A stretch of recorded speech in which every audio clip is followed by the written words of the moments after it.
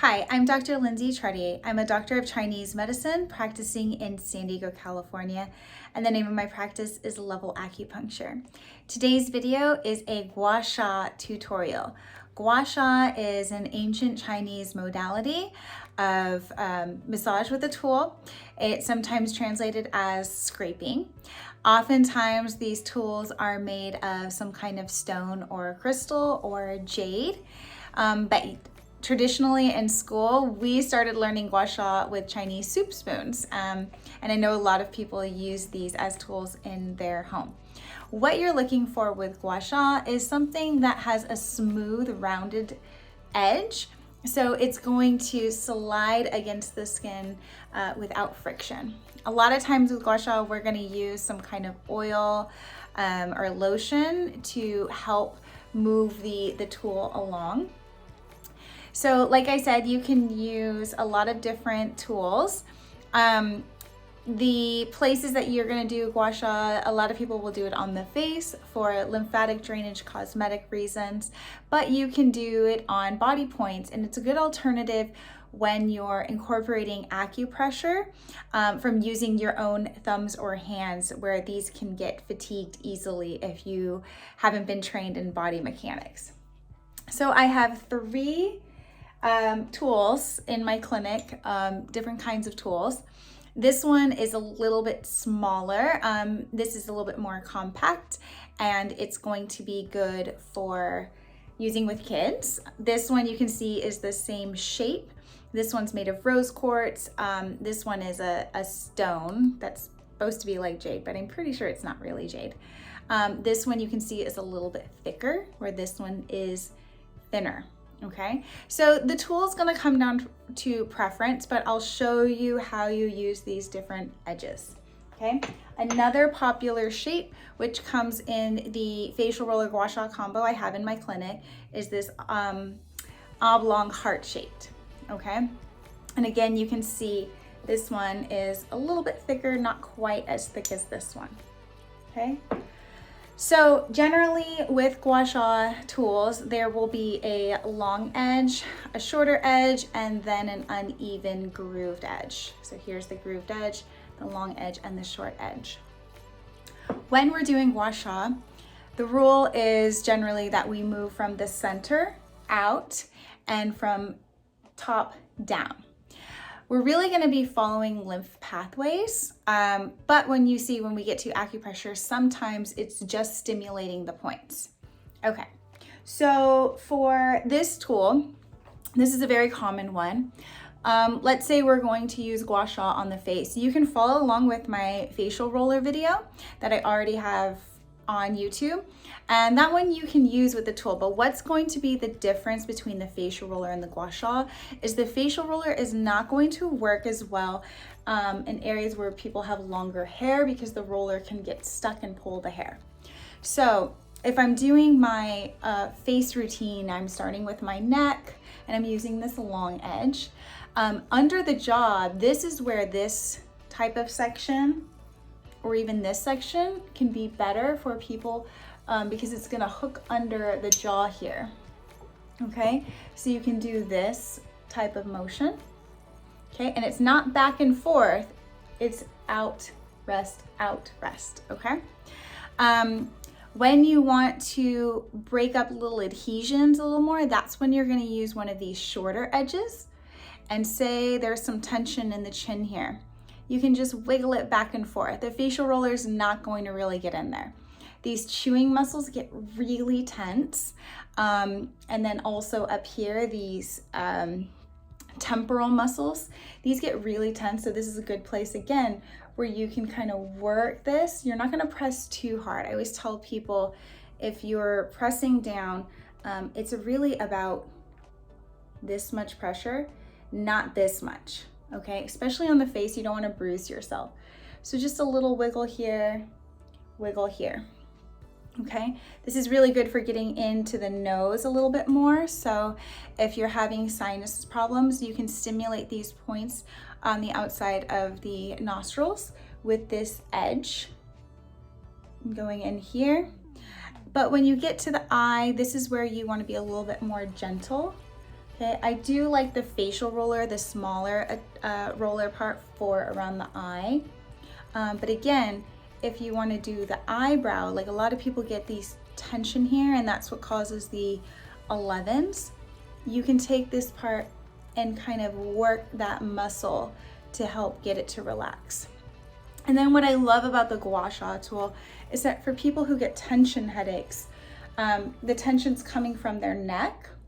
So this meridian, there's two meridians actually. There's the urinary bladder meridian that comes closer to the spine, and the gallbladder meridian that's going to come closer to the ear on the back of the neck, but they travel up like this to the UB, comes to the eye, and the inside of the eye, and the gallbladder comes to the outside of the eye and actually comes back and forth around the side of the head.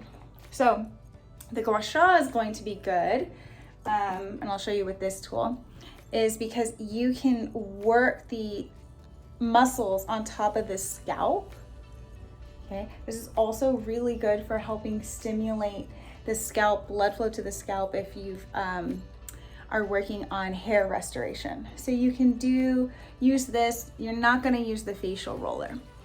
For the back of the neck, again, I like this groove part, which you can't use with the facial roller, but to hook into these bony parts on the back of the head where there's a lot of tendons intersecting from the neck. Okay, so what I would do is I would take this part and I would hook it here and just wiggle back and forth. Wiggle, wiggle, wiggle. And that's gonna help relieve a lot of tension, and I can already feel it opening up my eyes. Okay, so people who are staring at screens all day, watch too much TV, do a little too much on Instagram or TikTok, opening up these points behind the ear with the Gua Sha is going to feel really good. And again, I'm not pressing very hard, just enough so that it's not going to slide off, okay? Just enough, and then a little wiggle, and you'll feel it's pretty tender. For people who are suffering from dizziness or tinnitus, you can use this tool to open up again around the ear. So the facial roller is not going to be able to get because there's a lot of hair. You can just slide back here behind the ear. Let's see if I can show you in that mirror. So in this area here, just sliding up and down. This is going to help create a lot of space in the ear. Sometimes when the ear gets congested from the sinuses, that can increase symptoms of tinnitus. This can lead to chronic ear infections. It can also increase dizziness and vertigo. So the Gua Sha tool is really good for that, okay? Some other things you can do with the Gua Sha tool is you can open up the chest and the lymph pathways. So again, what I've shown in the facial roller video, but this is just gonna get a little bit broader. Now the facial roller is much more gentle, so that's really good for lymph. But now let's say I have a lot of neck pain and shoulder pain. I actually wanna work on these pecs, the pectoral muscles in the chest. And so doing the long edge of your Gua Sha tool, and I'm not gripping this hard, you don't see my fingers blanching, it's just holding it. And if you do this over your shirt, that's fine. Or if you want to put some oil, like some massage oil or some coconut oil on your skin, if you're not allergic, you can put that on here to help just smooth this. These pecs are usually very tight and very tender. So using a tool over and over again will really help to loosen up those muscles. These muscles attach to the collarbone or clavicle, as do the neck muscles. So I always tell people when these get tight and you're looking forward, this bone gets shortened, and now the real estate is more competitive for these attachments. So getting these to open up and relax is going to help with a lot of pain in the neck and shoulders. Okay, so what are some other things you can do? I mentioned that there are some hand acupressure points that you can see in some of my other YouTube videos. There's 2 points right here, Muguan and Guguan, and they're really, really good for period pain. So using one like this that is even, is going to be really good at stimulating these points. So instead of sitting here and working with this thumb over and over and over again, now you have thumb pain, you can just gently hold this and just work into those points when you have those cramps, and just feel those cramps dissipate. It's really cool to experience. A lot of ladies are like, wow, is this magic? But these points aren't just good for period pain, they're also good for this area in the back of the head. So if it's too tender to work with the Gua Sha, you can first go to these points and open up, move your neck around while you do it. You start to feel it loosen up. And then when you can get to that really tight point with this, you can open those up. Okay, this is also good for low back pain, especially the kind that's going into the back of the hips. This is really good for plantar fasciitis and heel pain, so these acupressure points. And usually you'll work, it's pretty safe to say you can work the opposite side of pain, but either side may work. So you can also just go by which are more tender and work that. Okay, again, you want to be gentle. More pressure is not better. Okay, we don't want to damage the muscles in wherever you're working. Okay, now going back to this shape one, this one might be good for people who get carpal tunnel or hand pain. You want to open up this area. So having something like this where you're working the hands, okay, will be really good. Opening up the thumb. A lot of people are getting phone thumb, texting thumb these days, so working that, relaxing that. But always remember, if you have hand pain, don't just work the hand muscles, work the attaching arm muscles too. So you can take these, and I like to work along the edges of bones first, and really gentle, just gliding or scraping from wrist to elbow, The underside of your arm is going to be much more tender and sensitive than the backside of your arm, okay? But you're just gonna gently scrape, get some blood flow to this area, okay? You might feel this area waking up, especially if you've had numbness or tingling.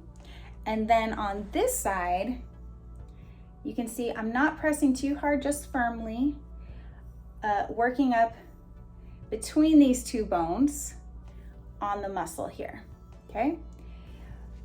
Now, there's some points right here. I can feel that this muscle's a bit tender.